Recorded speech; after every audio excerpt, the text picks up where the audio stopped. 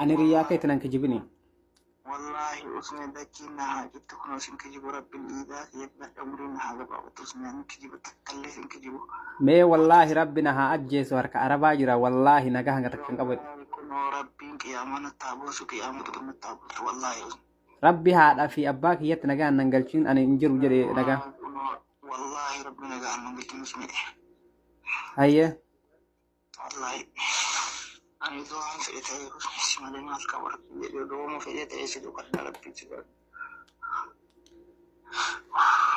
إن شاء الله ربنا إن شاء الله أما كم رجوهر كربا جرتات أعوذ بالله من الشيطان والله بالله كان تشرهم ما تربي بيقات ديسه dhiiga mucaa kanaa lafatti awwaaluu deema jechuudha bifa biraatti nan mallee. Kanaafuu wanni inni amma miidiyaa irratti gabbayeetiniin sagalee isa waraabeef qulqulluu uf godhuuf jecha bayeetiniin ani waa takka keessaa quba hin qabu jedheetiniin waan san sagalee isa waraabe. Sagaleen inni waraabe kun qulqulluu Oromoo biratti uf godhuuf harka dhiigati Ahmad Cululleen harka dhiigaa kana ofirraa dhiquuf jecha bayeetiniin viidiyoo isa waraabee akkasitti amma waakkataa jechuudha. Kaleessa immoo dhaadataatiniin ture. Ana kana fakkaatutti mucaan ufuma isaatii online irraa gabbu'ee biraankii hawaasa godhuudhaaf akkuma uummata kanaan dura nama waliin naqu waan akkasii yoo ta'e malee an biraati yoo ammoo akkuma jettan kana guutuutti kadhabamu taate yaani shurxaa suudii tarii to'annaa seeraa jala oolchitee mana sirreessaa jiraachuu danda'a. Odeessa ama haasa'amaa jiru irratti yaada amma usmeen faati hiriyyaa kennaa bakka dalagaa isaa iyyuu dhaynee barbaannee dhabnee bakka hojii isaallee hin jiru mucaan guyyaa ganaa bilbila qaccufate isa jedhuudhaaf ani waan kana akka biraankiititti fudhadhe fakkeenyaaf. Walumaa galatti hawaasni bal'aan ani kan isinirraa barbaadan dhugaadhaami. Ani dhugaan ani isin himu ijoollee achi jiran keessaa namni hafarsoo qabnee jirra. Harka keenna jira. Hafarsoo to'annaa seeraa jala galchinee jirra. Hafarsoo yookaan qabneetu iyyuu bakka kanaa sii geessine namni naan jedhee natti bilbilees natti himes hin jiru. Akkuma isin argitan biyya hambaa keessa jira. Biyya hin jiru biyya kana inni biyya Suudii jira.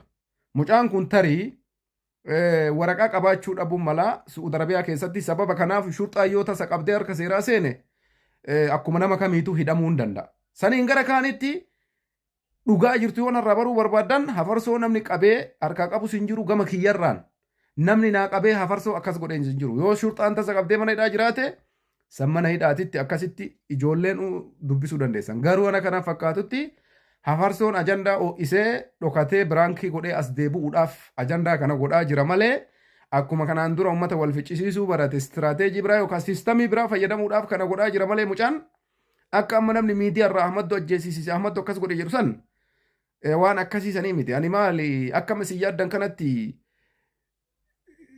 Ameerikaan aseetan moona pirezidaantii Ameerikaa yeroo tokko tokko waan haasoftanillee laalladha. Walumaa galatti dhugaa namni narraa baruu barbaadan an hafarsoo wayiituu hin qabsiifne hafarsoon an qabee mana hidhaa sirreessees hin jiru hafarsoon an qabee qorataa jirus hin jiru.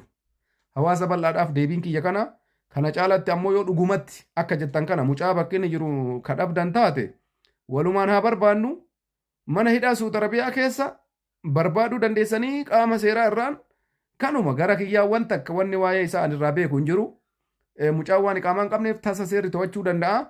Kana isiniin jechuu barbaadeeti walumaa galatti hafarsoo ani hin qabnes namni qabee hafarsoo sii qabne naan jedhes hin jiru kun dhugaa lafa jiru gara kiyyarraa wanti jiru kana jechuu isinii barbaadeeti namoonni biraa ammoo ajandaa godhanii dubbii isanii godhan. Too agartanii jettan viidiyooleen gadhiisu taayimii qabaa ture bara akka wanni kun itti yaadameetiin hin gartee mucaan kun qabamuuf sa'aatiin itti qabamee wanni hundi itti deemamaa jiru bara suuraa gadhiisu keessatti wannoo geengoo kaatee sa'aatii agartanii miti sa'aatii irra qabeetiniin akkasitti adeematiin ture.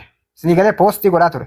Kanaafuu waan kana gartee gadi fageenya irra dalagaa ijoolleen biyya san keessa jirtanillee viidiyooleen isaa kan inni akkana gooyisa jedhee dhaadatu yoo dhugumaan seera biyya sanii akkana jettanii afaan kijiban ta'initti jechuudha. Dhugumaan yoo gartee seerri biyya sanii seeruma dhugaatti gartee seera biyya faranjii kun cimaadha kan jettan taate dhaqaati akka seera biyya Suud Arabiyaa fi maal kana yoo ta'in nama waraqaa qabuuti nama biyya san keessatti eeyyamaan jiraatu dhaqaa waan kana seeratti dhiyeessati. Lammaffaa irratti immoo kallattiidhaan gartee maatiin lamaanuu biyya jira waan ta'eef inni illee zarii qaba maatii qaba nama kana namaan baasanii obboleessu karaa furmaata ta'etti deemaniitiin furmaatan baasu. Yoo kanan ta'initti mucaa kana obboleessu Somaalisina irraa harka dhohitanii ajandaa irraa namni kamuyyuu mana banateetiin na irraa itti iyyuu booda gaafa lubbuun isaa baate waan biraa jechuun immoo Kan akka mataa kiyyaatitti naan fudhata jechuu. Kana godhaachuu barbaada itti kufaa namni biraa jaarraa. Cufufaa namni dubbatu barbaada. Baay'een dubbatee ni dubbadha. Galatooma hundi keessanuu salaamu alaikum jedheen jira. Ani wanni jechuu barbaadu Yaaduma kennadha arrabni hin jiru. Yaaduma kennadha ayya. Tokkoffaa maalinni Ahmad Culullee gocha kana orda immoo dubbii kana dubbachuun isaa ordi maal godhee jira. Mucaa kanarratti wanti kun akka raawwatamu akka irra ga'uu godhee jira. Sigalee Hafarsoon wanta balleessite akka illee hin qabu homaallee hin balleessine. Ahmad Culullee nama arrabsa nama arrabsa sirriitti nama arrabsa arraba badaa Hafarsoon illee arraban arrabsaniif deebiseef malee mucaa kanarra wanti sadarkaa kanaan Hafarsoon akka qabamu orda immoo akka wanta kana keessa seensisu isa goosisu wanta tokko Hafarsoon wanta nama kaanirraa adda ta'e tokko wanta dalagi tokko illee hin jiru.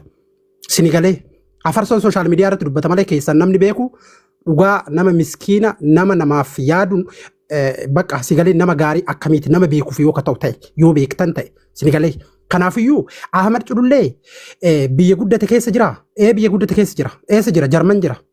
Jarman jechuun asuma olluma keenna kanaafiyyuu dubbii inni gaafa Hafarsootti dhaadhachuu eegalerraa viidiyoo tokko buufannee jirra viidiyoo balleessallee hin jira mucaan viidiyoon nu bira jiru hin jira viidiyoo inni hojjetee Ahmad Culullee ofuma isaatii riigiri'eetii godhee viidiyoo inni balleesse hunda jira sinigalee kanaafuu Ahmad Culullee hin gaafatama hin gaafatama banagaraachilla nama tokko ajjeesuu qofa odoon ta'in akka qabamu akka lubbuun isaa badu gochuu qofa odoon ta'in itti dhaadachuun ija hin taane laaluun fi wantoota adda addaa gochuun biyya inni keessa jiru kana keessatti jechuu akka nama adabsiisu akka seera nama gaafachiisu sirritti inni Ahmad Culullee hin beeka nullee hin beekna. Sinigaleemi kanaafiyyuu mucaan kuni wanta inni godhe tokko hin jiru. Yaa jarana namni keenya yeroo baay'ee rakkoon keenya maali beektanii? Walirratti duuluu cabina waliif yaaduu nageetii fi wantoota ta'an bichaa namarratti yaaduu kana baay'ina namni keenya yeroo baay'ee jechuu dhugaan sinii hima warri kufaatii namaa irratti gammaddan warri har'a Hafarsoon wanta kana keessa jira jettanii too wantoota hin taane wanta darbu dubbattan jechuu sigalee wanta darbuuf wanta hin darbine warri dubbachaa jirtan hundi keessanuu odoo dhaabattanii of laaltanii warri Ahmad Culullee wajjin acabacabaa ture acabcaabiin baay'eetu jira. Ahmad Culullee bichaa miti. Ahmad Culullee duuba fakkeenyaaf wayita Hafarsoo viidiyoon qabame jedhanii wayita baasan maal jedhan sheekni roobee maal jedhe namni sheeka ofiin jedhu namni dhiisa sheek roobee adumatti dhufe ribaa ga'ee gaafa yaa beeka illushaa maali beektaa sheek roobee maal ta'e beektaa sheekotiin deematuun akka namaan fiiganii way calle jedhan achi booda keessaa deeban ukkoo hanga du'a namaa hawwuu ga'uun gaarii miti sigalee kanaafiyyuu Hafarsoo yoo qaniin isaa gahee namni qanii isaa yoo ga'e wanta rabbi jedherraa namni oolin jiru garuu Hafarsoon malee homaan ta'uu ima ba'a garuu Ahmad Culullee aarsaa kafaluu qaba. Jecha afaanitii miti Ahmad Culullee biyya seerri jiru keessa jira aarsaa kafaluu qaba warri biyya kanallee jirru warri ollaa biyya kanallee jirru wanti kun dubbii inni dubbate kun gara afaan biyya inni jiru sanitti deebi'ee jechuu sirritti gaafatamuu qaban jedhaa ani kuni wallaahi baay'ee tokko nama dhagaama ilma namaarratti haala kanaan daba yaaduuni Ahmad Culullee hin gaafatamummaa jalaan ba'u ani kanuma jechuu barbaada galatooma. Galatooma thank you itti fufaa namni bira maayikii gamme biijirta wallahi biijiin jiru yoo carraan akin itti anuma xiqqoo dubbadhaa waan kanallee keessa gadi bu'eetiin hin beeku hedduu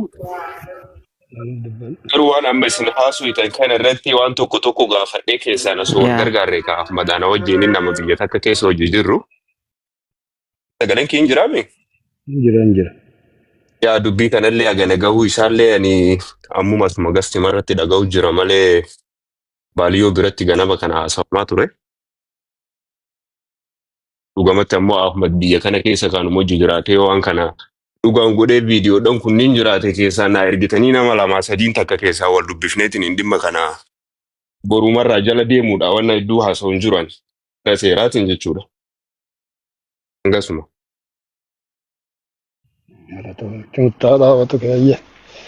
Kabra dubbada bombi bale. Ya. Di kesanu. Assalamualaikum warahmatullahi wabarakatuh.